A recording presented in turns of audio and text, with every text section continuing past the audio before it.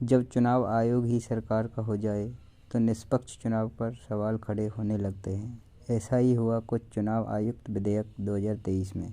इस बिल को चुनाव आयोग अधिनियम 1991 के स्थान पर लाया गया है। इस विधेयक ने मुख्य न्यायाधीश को उस समिति से निकालकर बाहर कर दिया है जो मुख्य चुनाव आयुक्त को निर्वाचित करती है। ये समिति राष्ट्रपति की सलाह पर मुख्य चुनाव आयुक्त और चुनाव आयुक्तों की नियुक्ति करती है। इस समिति में प्रधानमंत्री, मुख्य न्यायाधीश और एक विपक्ष के नेता होता है। लेकिन मुख्य निर्वाचन आयुक्त और अन्य निर्वाचन आयुक्त विधेयक 2023 इस समिति में से मुख्य न्यायाधीश को बाहर कर उसके स्थान पर केवल मंत्री की बात करता है, जिससे ये हो सकता है जिस पार्टी की सरकार संसद में होगी उसी का चुनाव आयुक्त होगा, जिससे निष्पक्ष चुनाव होने की संभावना बहुत कम हो जाती है। इस बिल को जब राज्यसभा में पेश किया गया तब राघव चड्ढा राज्यसभा में कहते हैं कि ये बिल मुख्य न्यायाधीश को हटाने के लिए लाया गया है और निष्पक्ष चुनाव पर सवाल उठाता है। क्या बीजेपी भारत देश में निष्पक्ष चुनाव खत्म करना चाहती है? क्या भाजपा की सरकार लोकतंत्र की कोई अहमियत नहीं समझती? क्या भाजपा की सरकार के लिए संवैधानिक संस्थाओं की कोई अहमियत नहीं है?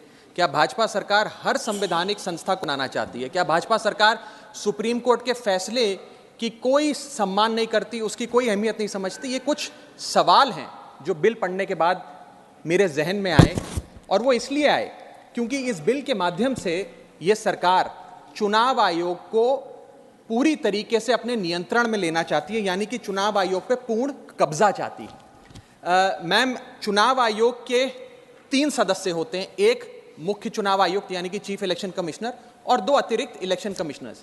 इनकी चयन और नियुक्ति इस बिल के माध्यम से पूरी तरीके से सरकार के हाथों में आ जाएगी और वे जिसको चाहें, चाहे वो पार्टी का शख्स हो, यस मैन हो, पार्टी मैन हो, जिस मर्जी को चाहें वे चुनाव आयुक्त बना सकते हैं।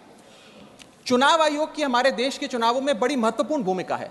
किसका वोट बनेगा, किसका वोट कटेगा, ये चुनाव आयोग तय करता है। किस तारीख पर चुनाव होगा, कितने चरण में चुनाव होगा, ये चुनाव आयोग तय करता है। ईवीएम मशीन कहां कहां भेजी जाएंगी, उसका नियंत्रण, उसका मैनेजमेंट, उसका योग, उसका प्रयोग, सारी चीजें चुनाव आयोग तय करता है। तो इसीलिए चुनाव आयोग एक बड़ी महत्वपूर्ण संस्था है इस देश के फ्री एंड फेयर इलेक्शंस के लिए। Ma'am, I will mince no words. This bill is going to destroy one of the few remaining independent institutions in India, that is the Election Commission, and thereby dislodge free and fair elections from India. ये bill 3 व्यक्ति या संस्था का अपमान है। पहला अपमान है सुप्रीम कोर्ट का। क्यों? क्योंकि सुप्रीम कोर्ट ने इसी साल मार्च 2 को 2 मार्च 2023 को 5 जजों की संवैधानिक पीठ ने सर्वसम्मति से एक फैसला दिया, और वो फैसला ये था कि सरकारी हस्तक्षेप, सरकार का कोई भी दखल चुनाव आयोग की नियुक्ति में नहीं होना चाहिए। यह खत्म करने के लिए हम एक समिति का गठन करते हैं। उस समिति के गठन से मुख्य न्यायाधीश को हटाकर एक कैबिनेट मंत्री को डालकर उसका संतुलन बिगाड़ने का काम और सुप्रीम कोर्ट के फैसले को पलटने का काम इस सरकार ने किया, ताकि एक ऐसी व्यवस्था बन जाए जिसमें जो शख्स ये चाहे वही चीफ इलेक्शन कमिश्नर बनेगा। यह इंसल्ट सुप्रीम कोर्ट की इसलिए है क्योंकि इसी साल के दिए गए संवैधानिक पीठ के सर्वसम्मति के 2 फैसलों को इस सरकार ने सदन के भीतर बिल लाकर बदल दिया। पहला था दिल्ली सेवा बिल, जो 8 दिन के भीतर ऑर्डिनेंस लाकर और फिर सदन के भीतर बिल लाकर बदला गया, और एक ये बिल जो 2 मार्च 2023 के सुप्रीम कोर्ट के फैसले को पलटता है और उस फैसले को पूरी तरीके से रिवर्स करने का काम करता है।